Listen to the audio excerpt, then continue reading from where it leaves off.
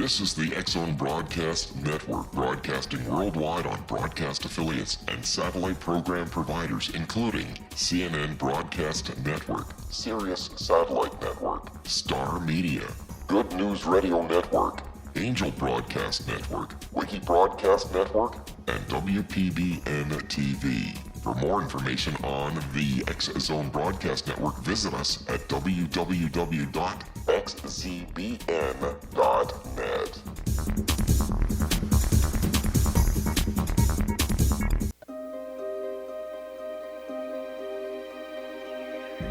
Welcome to Seek Reality with your host, Roberta Grimes. Author and attorney Roberta Grimes will explore and illustrate how she, after an extraordinary experience of light in childhood, has discovered channels of communication to the afterlife and how these implications have an effect on our everyday lives. Please welcome the host of Seek Reality, Roberta Grimes. Everyone, I'm so delighted you're with us today. This is Seek Reality with Roberta Grimes, and we have a wonderful, wonderful guest for you. We all have personal heroes, people that are legends in our own fields and that we, admire and try to emulate. And one of mine from the very beginning of my doing this work just about is Michael Tymn. He's a meticulous scholar. His 6 books on transmediums and other topics that date to the heyday of afterlife communications are beautifully written. They're classics, every one. They include The Afterlife Revealed, The Articulate Dead, Resurrecting Leonora Piper, that's a great one, Transcending the Titanic, The Afterlife Explorers, and Dead Men Talking. For some reason, I think I love that one best of all. But each of these books is a treasure. Michael was last with us several years ago, and I'd been looking to invite him back when I realized the time had come, because I read a blog post of his in which he claimed to have found a newly rediscovered book of early communications that's now his favorite early afterlife book, and that I had to see. The Survival of the Soul and Its Evolution After Death by Pierre-Emile Corneille was first published in 1921, and it was reissued by White Crow just this year. It's an amazing 370-odd pages of communications, seances. It's just unbelievable. And Michael, you're right. This book really is amazing. Welcome to Seek Reality, sir, and thank you for joining us today. Yeah, well, thank you, Roberta, and thank you for all the kind words. Well, I really want to talk about a lot of things with you, not just this book, but I really recommend the book to people. I'm going to include it in my Fun Books bibliography because it's really a resource, and we'll talk about some of that. But first, tell people again, how did you ever get started doing this work? Well, I didn't have an NDE or anything like that. I did not have a sudden awakening. I just, it was a gradual thing. I was raised a Catholic, began parting ways with the church during my 20s, but after I turned 50, I still felt a need to believe in something or to identify with some kind of church, and really didn't know where to go. So the turning point, I think, was I was on a trip to New York. I was coach of a Hawaii running team, long-distance running team, and then went down, took a train from New York down to Atlanta, Georgia, stopped in Washington, D.C., found a book at the train station there, Union Station, on reincarnation, and read that between Washington and Atlanta, and that just sort of whetted my appetite for the whole subject. After I got back home, I tried to find every book I could on the subject of reincarnation, and from reincarnation I went to NDEs, and then from NDEs I went to mediumship, and then on a trip to the UK in 1999 I had a very interesting clairvoyant reading, and that further inspired me to look for more books, and it's just sort of grew out of that. I retired in 2002 and have had even more time since then to read books or to find books and read books. Well, you certainly are a scholar. I mean, many people look for what's sensational or just don't have discipline in their research. I try to be disciplined, but I tend to get kind of hysterical and excited about things. But you're always disciplined, and you write so beautifully. I think but you have training in journalism, right? That's why you sort of are a good researcher and writer. Right. I majored in journalism in college. I was never a full-time writer, but I've done a lot of freelance writing over the years. After getting out of college, I I was in the Marine Corps for 3 years, and when I came out, there were no jobs in journalism. That was when, this is back in the late 1950s, early 1960s. TV was just coming into its own at that time, and newspapers were closing up right and left. So Right. I went into the insurance business as a claims adjuster and then a claims manager, but I still did writing on the side and have continued to do it over the years. And then you discovered the early 20th century, late 19th century communications, as I did. And it's a miracle. There's this fount of stuff that most people don't know about. But I'm curious, why do you cut it off in 1930? I tend to think of 40 as my date, but why do you cut off in 1930 what you study? Well, it's really the early 1930s is when psychical research sort of died out and turned into parapsychology. I mean, we actually have about 4 eras in research. Beginning 1850 to 1880 was before or 1882 was before the Society for Psychical Research was formed, and we had a lot of research going on with Judge Edmonds and Dr. Robert Hare, Alfred Russel Wallace, and Allan Kardec, Sir William Crookes, and so forth. They did a lot of research before 1882, but then in 1882 it became more formal with the formation of the SPR in London, and then a few years later in the United States. But they were sort of, by 1910, 1915, they were sort of reinventing the wheel and going no place. I mean, they had figured out as much as they could, and then the pioneers of psychical research started dying off in the 1920s.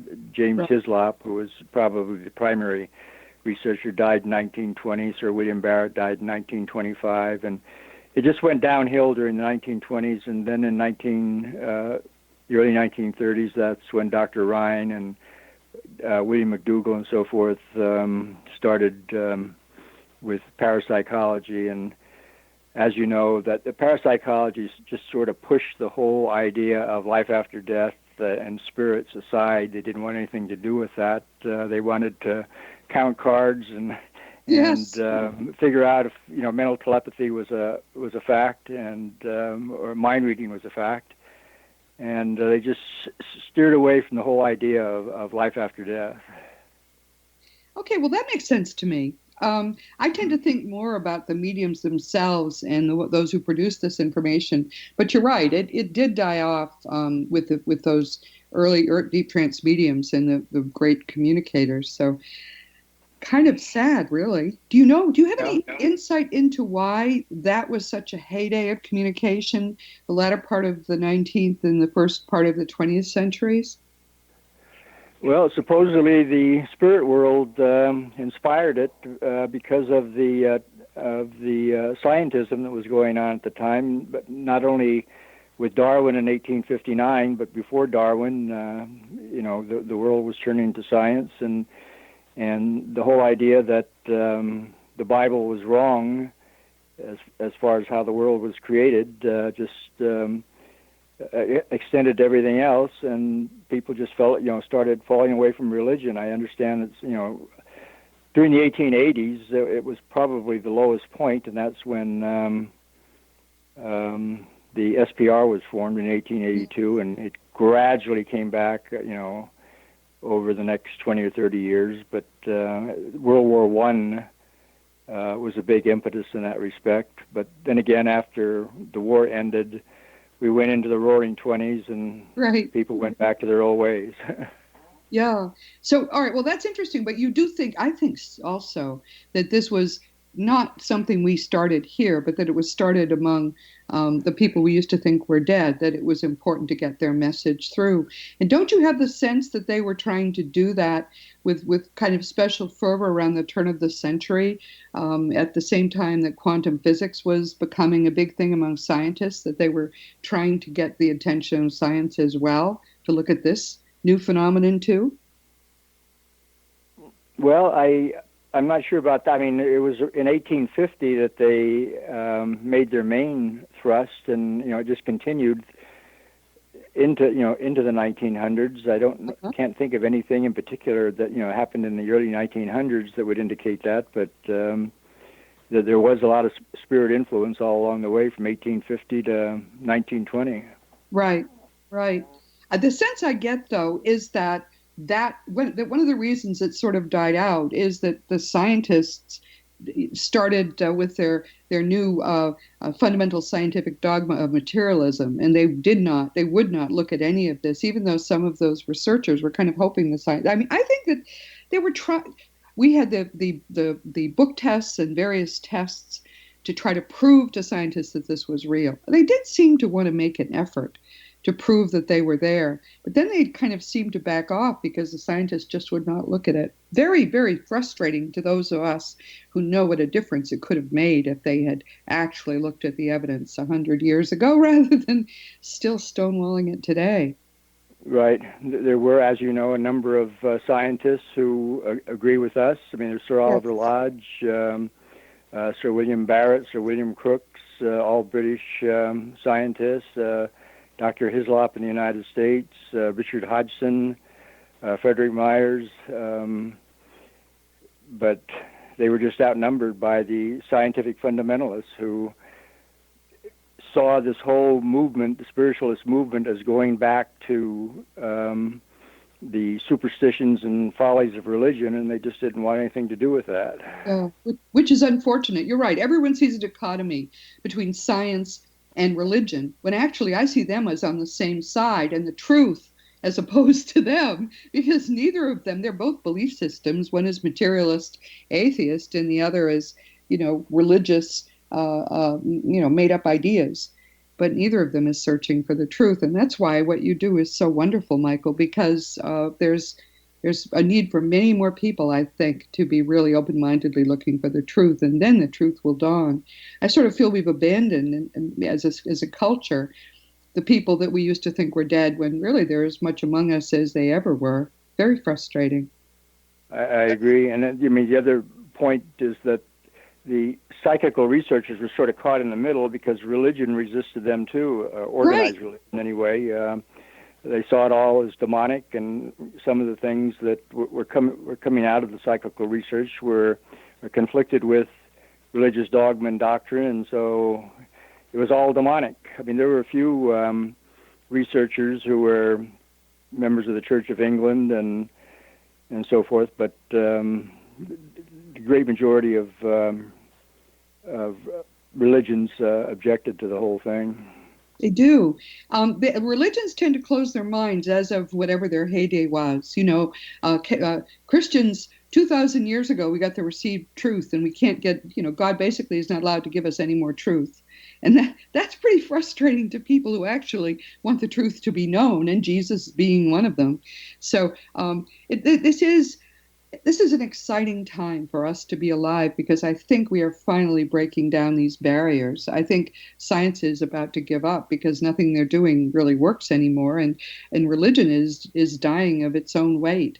But behind it is all this truth that you've worked so hard to put together. And I love the fact that you have worked so hard to do this, but I know it's a lot of fun. It's been the most fun I could ever imagine doing this for my whole life. I agree.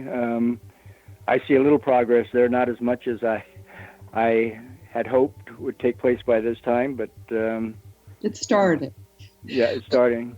We're going to take a quick break. When we come back, we're going to talk about the different kinds of mediums with someone who really knows. This is Roberta Grimes' Seek Reality with Michael Tymn. We'll be right back.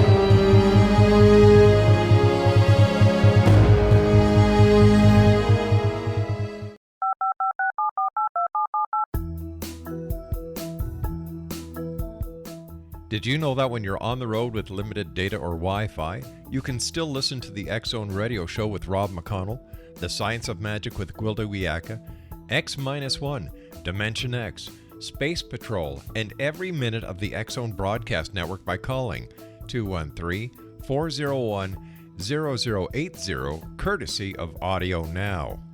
No smartphone, app, or internet needed. It saves your data plan, and it's free if you have unlimited minutes. Call 213-401-0080 to listen on any phone, anytime, anywhere. Remember 213-401-0080 for the best of the paranormal, parapsychology, and sci-fi radio programming anywhere, 24/7, 365. This is the X-Zone Broadcast Network, broadcasting worldwide on broadcast affiliates and satellite program providers, including CNN Broadcast Network, Sirius Satellite Network, Star Media, Good News Radio Network, Angel Broadcast Network, Wiki Broadcast Network, and WPBN TV. For more information on the X-Zone Broadcast Network, visit us at www.xzbn.net.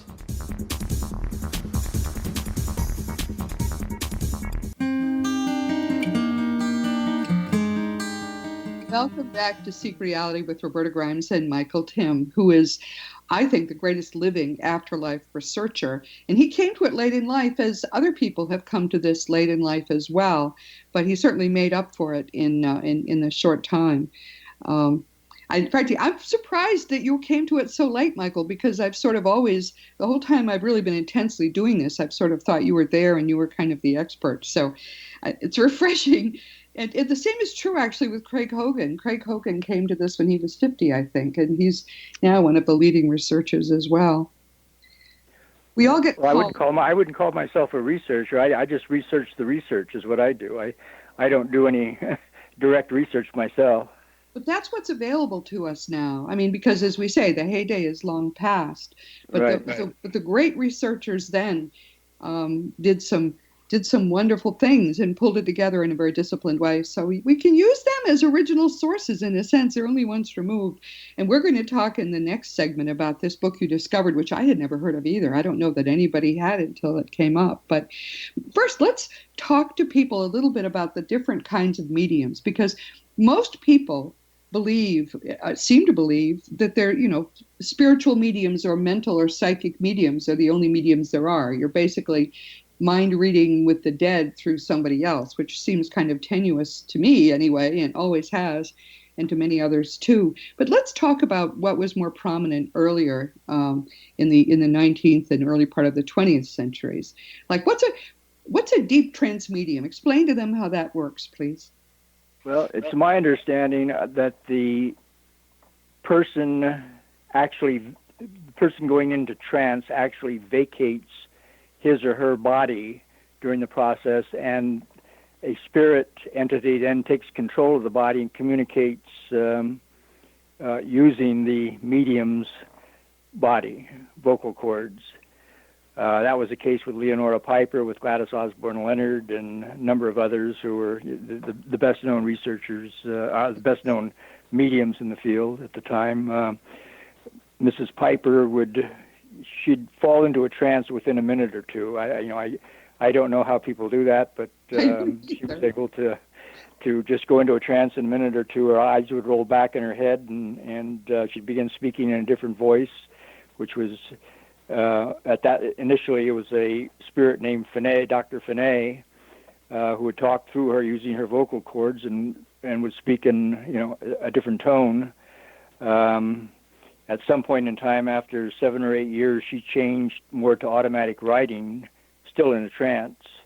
But she had no recollection of this, what was going on the whole time. She'd come out of the trance. She didn't know what happened. So, a lot of people ask, what the mediums thought about various things, but most of them didn't think anything because they didn't know what was going on. They were the vehicle, right. Right. Now, the clairvoyant mediums that we see, hear about today, like on TV, the Long Island medium, and I forget the Hollywood, young boy in Hollywood, are the best known, I guess, but it's my understanding that they're not vacating their body. They're actually leaving, their consciousness is going out of the body and exploring other realms. So they're not taken over by a spirit entity as the old trance mediums were.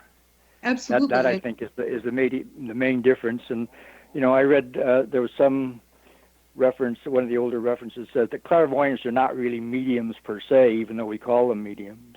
But you can apply the word however you want. Sure. They're all aspects of various kinds of psychic phenomena.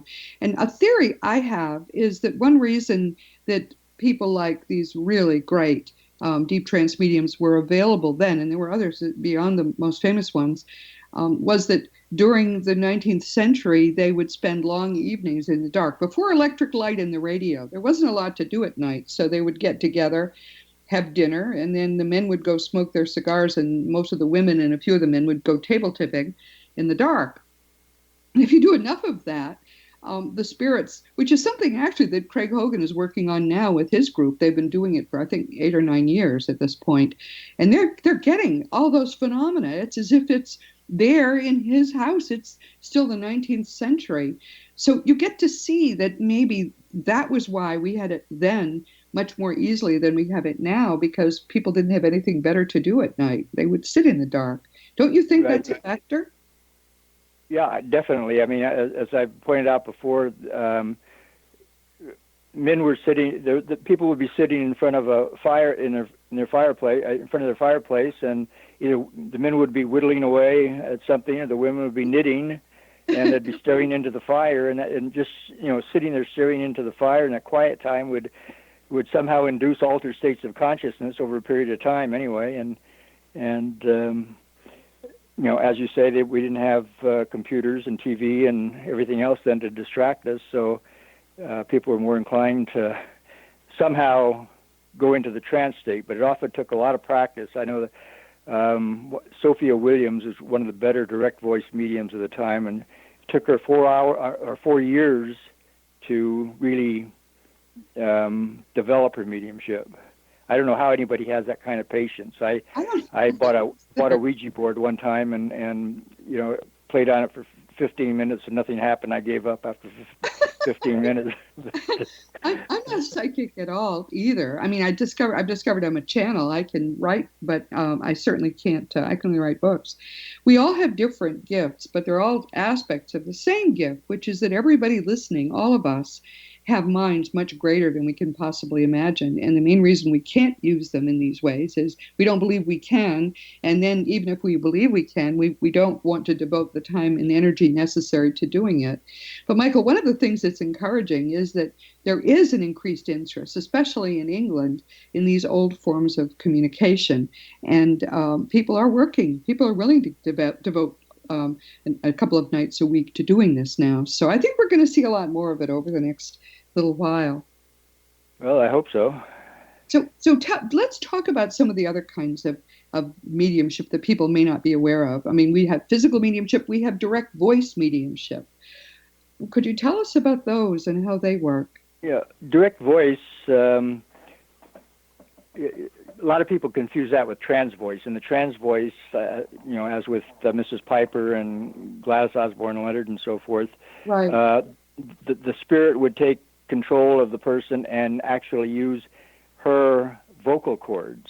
But in the direct voice, the voice is actually coming from somewhere above the medium, and the voice does not resemble the medium's voice as it might or often does in trance voice. So somehow the spirit is communicating, and it usually requires some sort of amplification, a trumpet or a cone of some kind to amplify the voice.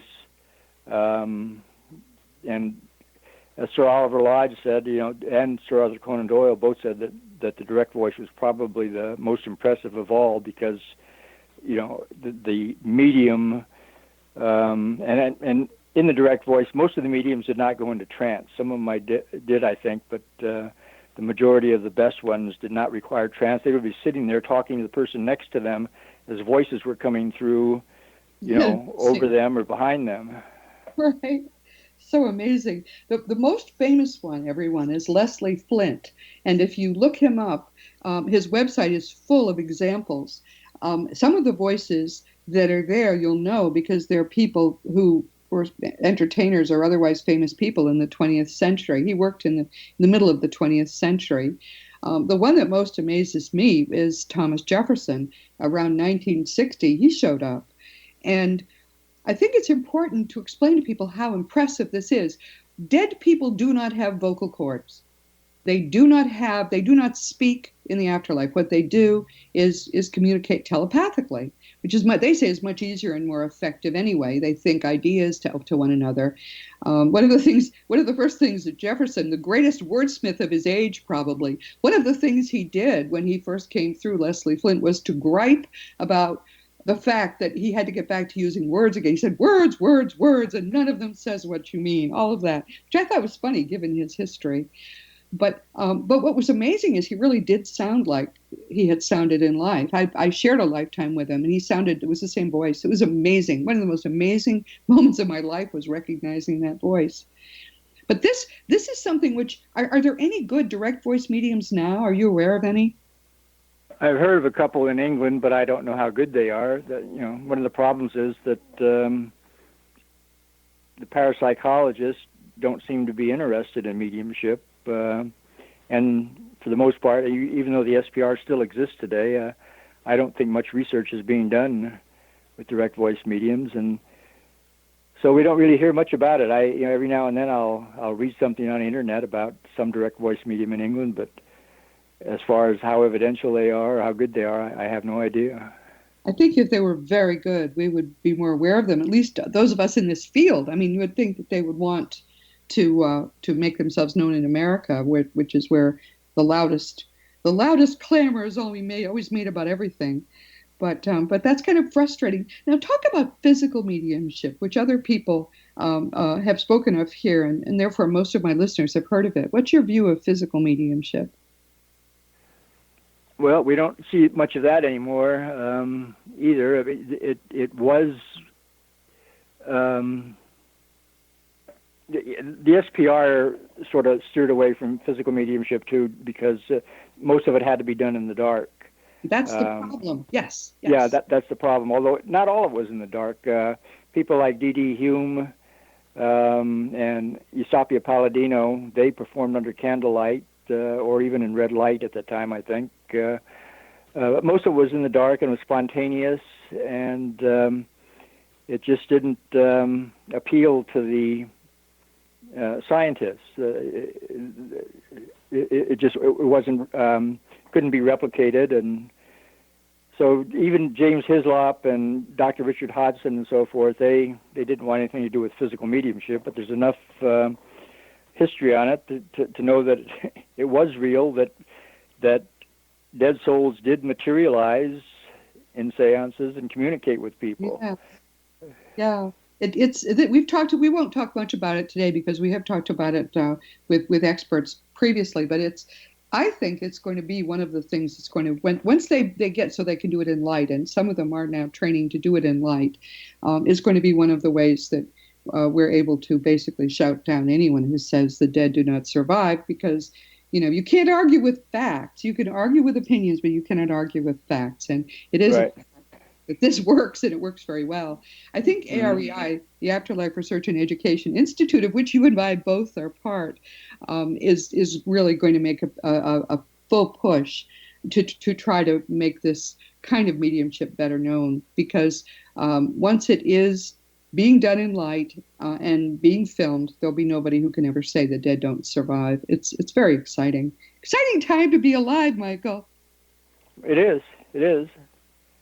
So what? But, I just would comment as far as the physical mediumship. One of the problems is that harmony seems to be a very big factor in all types of mediumship. Yes. And once the very skeptical, the negative researchers get in there, they ruin the harmony, and the mediums are unable to produce.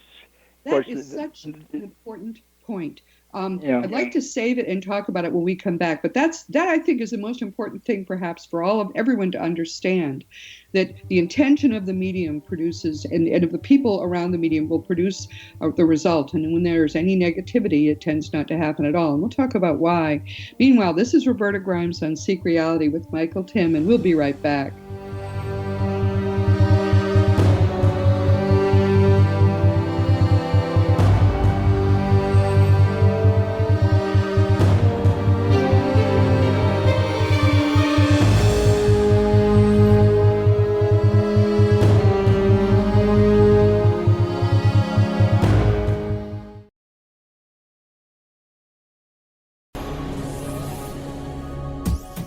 This is the X-Zone Broadcast Network, broadcasting worldwide on broadcast affiliates and satellite program providers, including CNN Broadcast Network, Sirius Satellite Network, Star Media, Good News Radio Network, Angel Broadcast Network, Wiki Broadcast Network, and WPBN TV. For more information on the X-Zone Broadcast Network, visit us at www.xzbn.net.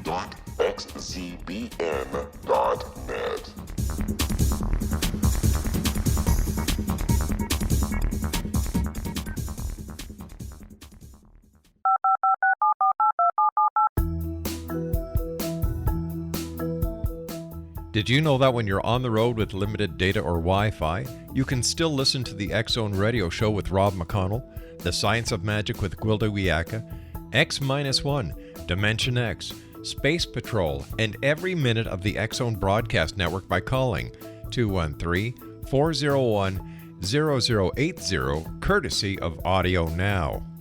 No smartphone, app, or internet needed. It saves your data plan, and it's free if you have unlimited minutes. Call 213-401-0080 to listen on any phone, anytime, anywhere. Remember 213-401-0080 for the best of the paranormal, parapsychology, and sci-fi radio programming anywhere, 24/7, 365.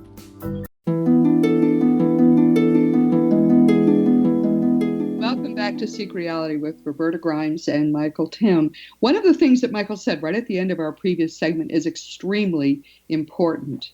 I can't tell you how many times people will come to me and say, "Why can't this happen? Why can't that happen?" The intent is, and this is something that the quantum physicists have been telling us. The greatest of all, Max Planck said it, that basically if our minds are not producing whatever it is we're trying to produce, if we are resisting what's going on, something else is going to happen. Our minds are that powerful. So as you said, Michael, if there are people in the circle who are highly skeptical, very often there will be no phenomena at all, no matter how good the medium is. Talk a little more about that. Well, Hamill and Garland was one of the top researchers of the early 1900s, and he often sit with a medium for 2 or 3 hours, in one case 4 hours, before the harmony was what it was supposed to be, before something started happening. They'd sing songs, they'd pray and so forth to try and get the harmony established. Yes. But often they would find that if there was a real negative person in the room, they'd have to ask the person to leave the room before they'd get anything. So I think that I've used the baseball analogy a number of times. The home team often does better than the visiting team because the vibes, so to speak, from the crowd are in their favor. Yes. And when you go to the enemy's ballpark, then the vibes are against you, and it's statistically clear that the home team does better than the visiting team. Yeah, absolutely. And I think this is the area of all investigation where that effect is strongest.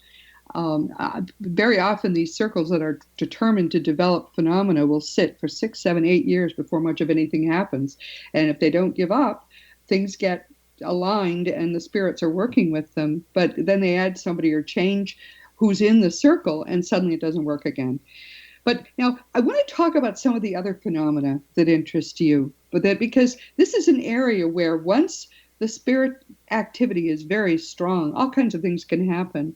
Like, what about levitation? I know that's something that you're interested in too. Yeah, actually, I'm in the process of writing an article for Atlantis Rising magazine, which I have done a number of articles for. They asked me to do something on levitation. I did an article for them about 5 years ago, but they wanted me to approach it from a little different angle. And the key point is when we talk about some of the old mediums who levitated, like D.D. Hume and Eusapia Palladino, the tendency is to say they levitated, but the question is, did they levitate themselves, or were they levitated by spirits? In other words, was it their subconscious mind somehow triggering the levitation, or were spirits picking them up off the floor? And that's what my research seemed to indicate, is that spirits were there and were picking them up. For example, with Eusapia Palladino, one time she was sitting in a chair at the table with Dr. Lombroso on one side of her and Dr. Richet on the other side. Both of them were holding her hand as for control purposes, to make sure her hands they had their feet on her feet, to make sure that she wasn't doing anything in order to trick everybody. But all of a sudden, her chair started raising up off the floor and went up to the table as they were holding her hand. Wow. And she was complaining. She says, John, you're hurting me." And John, being John King, who was supposedly her spirit control or spirit guide, and she was constantly talking to John. Now, was she putting on an act? I mean, why? What would be? People say that the secondary personalities like John King and Dr. Finney with Leonora Piper and all the other secondary personalities were just something in the subconscious of the medium. But the question is, why would all these secondary personalities from around the world, how did they collaborate? Why did they decide to pretend that they were spirits of the dead? Why didn't the medium just take it upon herself to be a mentalist and Yes. gain fame from that? There's no real point in all these people, all these secondary personalities pretending to be spirits of the dead. And these phenomena, like levitation, also happened in the light. I don't remember. I've read so many books over the decades, but I remember reading about one of them where some extremely good male physical medium or a deep trance medium, before the seance got started, he wanted to demonstrate something to the people in the room. He said, "Open the windows," and they did. And he lay down on some kind of maybe a cot or something, and closed his eyes, and the cot lifted up, went out one of the windows lengthwise, turned around in the air, second story, and came back in and sat down. He had discovered that they would do that they would levitate him out of a window and back in again. I never heard of that happening.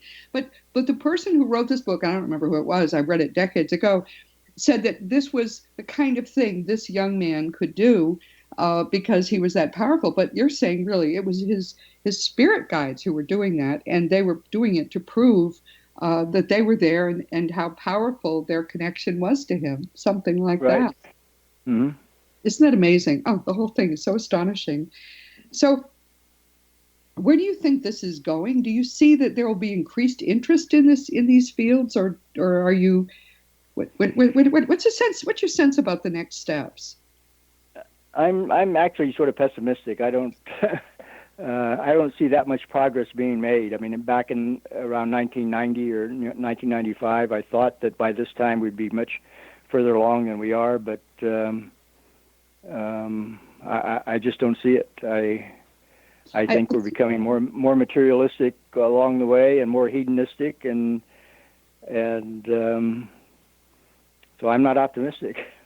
Well, I'm more more optimistic than you are, dear, but maybe that's just because that's my nature. But I think what's going to happen is that we're going to get good electronic communication first. And once we know they're there, I think there'll be a lot more interest in all the various ways that they can manifest. And then there are people waiting, there are people working in these fields right now, and you and I know some of them. So my hope is that once people start becoming very interested in the fact that there really are dead people and they never did die after all, maybe then all of this will come back. But now let's talk a little bit about this book you found, The Survival of the Soul and Its Evolution After Death by Mr. or Monsieur Cornelier. Tell us about it. You discovered it because somebody else listed it in some old book. Yeah, I was reading Dr. Robert Crookall, he was a researcher back during the 1940s and 1950s. He mentioned it in one of his books as, his primary reference, the best book he had read. I had never heard of it. I thought I had all the good books. I have a library of about 1,000 books, and I think 500 of them are published before 1950. And I'd never heard of this one. So anyway, I looked it up and found a copy. I had to pay $80, I think, to get a copy, but it was well worth it. And what it involves, the author, as you said, is Pierre-Emile Cornelier. I guess I'm pronouncing that right. He was a French artist, apparently a very good one. And if you look him up on the internet, there shows a lot of his paintings at the time, but he had a model named Ren, R-E-I-N, 18 years old, who, over a period of a year or so, he realized that she had some kind of psychic abilities. He wasn't sure. He had been reading all the psychical research material at the time, was very familiar with the writings of Sir Oliver Lodge and Dr. Charles Richet and so forth. So he knew something about mediumship, and he decided to experiment with table tipping, and they got immediate results. And after about the fifth sitting he had 106 sittings documented in the book altogether over a period of about 4 years, from 1912 to 1916. The book got delayed to 1921 because of World War I. But he documented everything. He took detailed notes and documented everything. And what I liked particularly about the book was that he discusses all the obstacles to mediumship. Most of the authors, they'll allude to it or touch upon it, but they don't go into a lot of detail. But Cornelier detailed all the problems he was having in communicating, and to me that was what really made the book important and why I put it on the top of my list. Well, we have just a couple of minutes left in this segment, but talk a little bit about what those problems of communication are that he mentioned. Okay, well, I actually listed 15 of them. I don't know how much time we got to go into all 15 of them, but let's do a couple now. We'll do some more after the break. What are some of the biggest ones? Well, I mean, the biggest one, and it's the one that comes through with other researchers too, is coloring by the medium's subconscious mind. So that when the medium is in trance, she or he doesn't know, what's coming out of her mouth or coming through her hand or however it's coming through, and the subconscious mind somehow influences what's coming through. And again, depending on the degree of trance the person is in, much of the medium's own thoughts will come through, and it's hard to separate what the medium is thinking as opposed to what the spirit communicating is trying to say. That's the primary one, I think. What's another one? Second one I've got listed here is devious earthbound spirits. During their first 3 or 4. So you're saying earthbounds get in the way, and they get in the way. They can communicate more easily than more advanced spirits because their vibration is closer to our vibration than the more advanced spirits. So there's a lot of, quote, foolish earthbound spirits, interfering with the communication, according to what Cornelier documented, what many other researchers have documented. Wow. Another one. Well, this ties in with the one I just talked about. The third one I've got listed here is the higher spirits. The higher the spirit, the more difficult it is for them to communicate because their vibrations are so out of tune with us. Yes. So these higher spirits don't come through as easily or as often as the lower spirits. Yeah. That we've talked about that here also. I mean, that can be a very serious problem. Do they have trouble? Does what they try to say get colored by lower spirits too? Yeah, that's another one I had listed here, and that often the higher spirits have to employ, for lack of a better word, a mid-level spirit to relay messages on to the sitters or through the medium's mind. So there's the mid-level spirit. Let's just say, I mean, for symbolically, we say there's 7 levels in the afterlife, and we have a 6th level spirit trying to communicate with somebody on the earth, in the earth realm. He might have to employ a 3rd or 4th level spirit to relay the message on, and there's distortion taking place between what he or she is trying to communicate, and then the mid-level spirit messes it up, and as it comes through the medium's mind, it gets further distorted, and so the spirits are playing telephone. We're going to come back and we're going to hear about some more of these problems. I think it's important to understand them. Meanwhile, Roberta Grimes' Seek Reality with Michael Tymn. We're right back.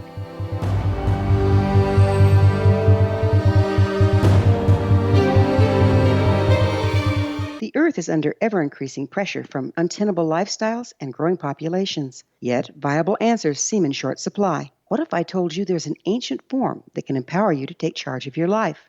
What if your entire family could be enfolded and supported by life itself, finding safe passage through challenging times? I'm Gwilda Wiyaka, founder and director of Path Home Shamanic Art School, with great news: an upcoming series of leading-edge online affordable classes based in an ancient form of shamanism, easily learned and used by your entire family. Galactic Shamanism, Art of the Ancients, Key to Tomorrow are a series of online adult and children's lessons instructing your entire family on natural law, how to cooperate with and be supported by the powers of the universe. Visit findyourpathhome.com to find these unique and powerful classes. This is the X-Zone Broadcast Network, broadcasting worldwide on broadcast affiliates and satellite program providers, including CNN Broadcast Network, Sirius Satellite Network, Star Media, Good News Radio Network, Angel Broadcast Network, Wiki Broadcast Network, and WPBN TV. For more information on the X-Zone Broadcast Network, visit us at www.xzbn.net.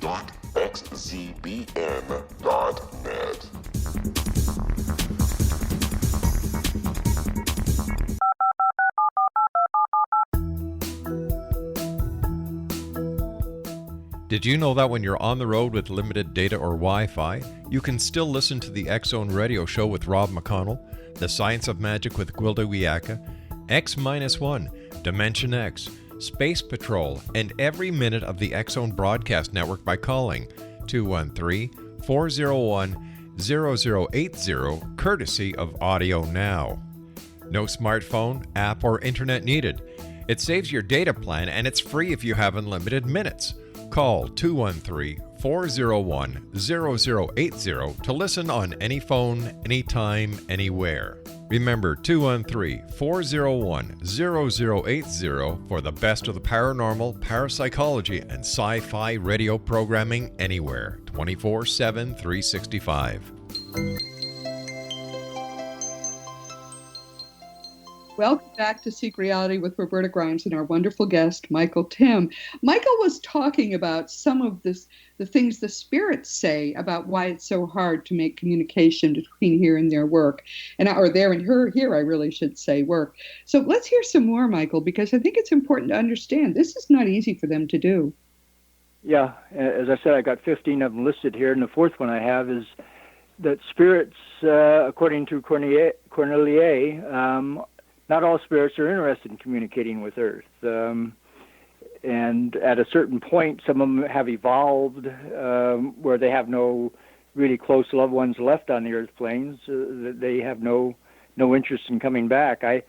I sat with a trans medium about 18 years ago, and Sir Arthur Conan Doyle supposedly came through. And I Wow. wondered, Jesus, why is Sir Arthur still around here? Or Yeah. or is this an imposter of some kind? That's another thing. The devious, low-level spirits sometimes personate well-known spirits. So you never Yes. know for sure. But in this particular case, the person had a local dialect, and all of a sudden changed to a thick Scottish accent, and his eyes rolled back in his head before he started talking in this Scottish accent, and it's very realistic. But I'm still a skeptic as to whether it was actually Sir Arthur Conan Doyle or not. Yeah, Because that's of the time factor.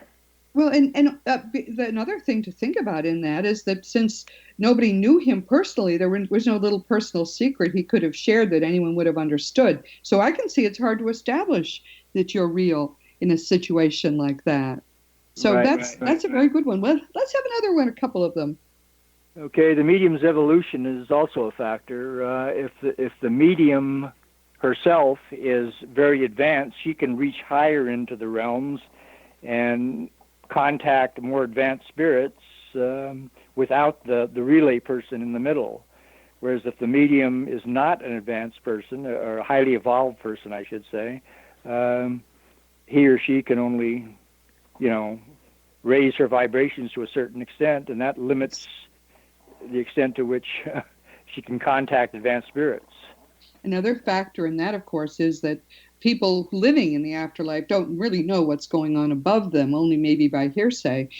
And so, pardon me, lower level spirits will very often tell us things that simply we know are not true, but they believe those things because they don't really know enough. I mean, we tend to think you die, you know everything, but you really, really don't. Is there anything you want people really especially to know about this whole subject?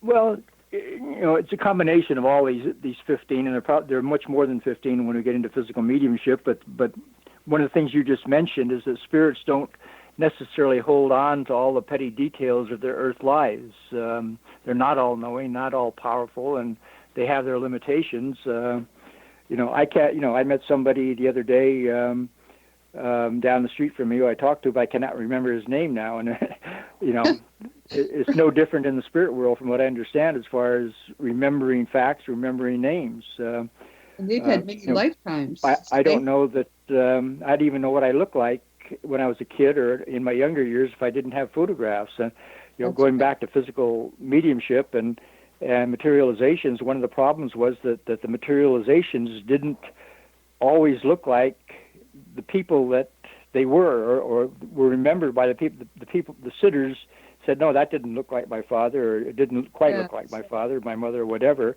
And the reason was that the spirits they had to picture themselves and project that picture in their minds into the ectoplasm, and they didn't always have a clear picture of what they look like, especially before photography. Photography didn't become big until the 1840s, the 1850s, and many people who died before then had no idea what they looked like, other than not a fixed image anyway. They might have been mirrors of some quality back then, or they might have looked in a stream or a pond and got some reflection back. But the majority of people from the early 19th century and 18th century, they didn't know what they looked like. So when we people complain that they didn't look like they should have looked, that is one of the reasons.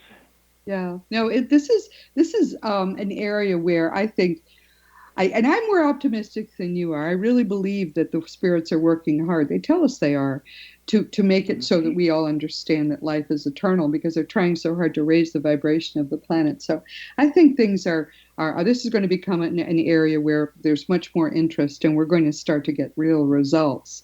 But if people want to communicate with you, do you have a website?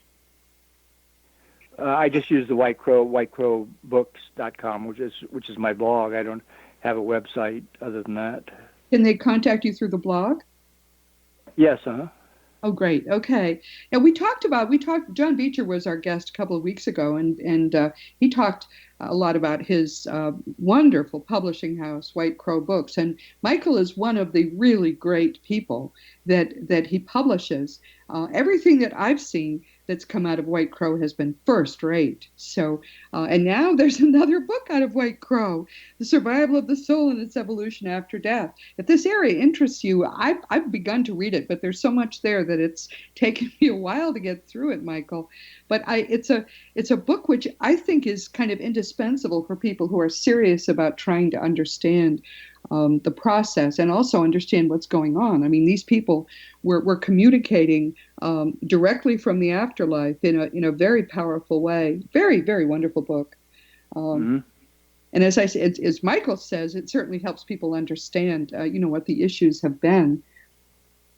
Well, there are other books that Michael has written that I would like to be able to talk about a bit more. They're older books, but I recommend anything that Michael Tymn, and his name is spelled Tymn, there's an N. It's like him. It rhymes with him, Michael Tymn. Anything he has written is terrific. And partly they're terrific because he writes so well. They're always entertaining. If you read something that's dry as toast, you're not as likely to want to pick up anything more by that person. But everything Michael writes is really alive and very entertaining. So thank you so much for joining us, Michael. I'm so glad we were to get to be together today. And we'll do this again. And with one, I'd like to talk about the White Crow. That's a whole nother topic. The White Crow is, of course, the medium who proves that all of this is real. And he wrote an excellent book about Leonora Piper. So we'll talk about that. But meanwhile, consider yourself hugged, Michael. Thank you very much. Thanks for having me. We'll talk again soon. Okay. Everyone, as you know, this has been Roberta Grimes, and we are talking every week on Seek Reality about the different kinds of things. It's very important that you know if you're trying to understand what's true. But the most important thing for you ever to remember is this one thing. You in particular are a powerful, eternal being. You never began, you never will end. And when you really get what that means, and the more you research, the better you're going to get it. When you get what that means, it will change everything in your life for the better. Next week, our guest will be your host.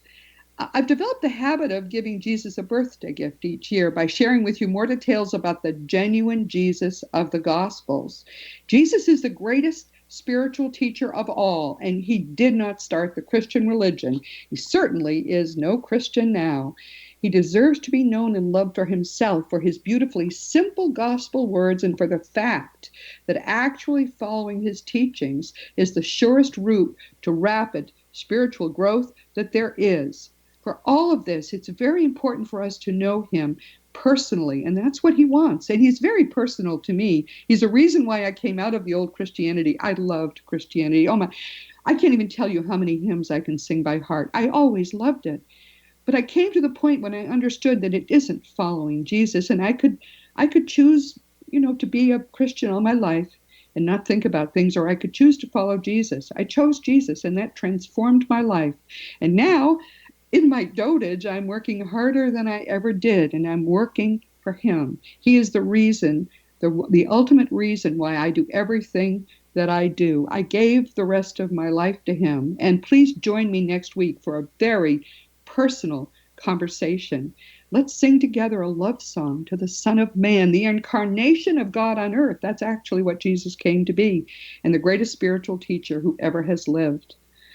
And of course, this week we've been talking with the greatest, I think, living afterlife expert, my personal hero, Michael Tymn.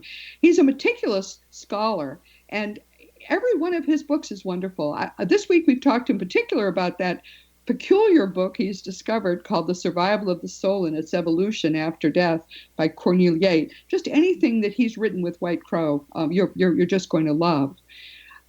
Michael is right. That book is extraordinary, but frankly, he's extraordinary too. As you know, I've written some books, and they include nonfiction, of course, Liberating Jesus, My Thomas, The Fun of Dying, The Fun of Staying in Touch, The Fun of Growing Forever, The Fun of Living Together, and for young children, my book just out is The Fun of Meeting Jesus. I am hearing from parents who love this book, and they say their children do too.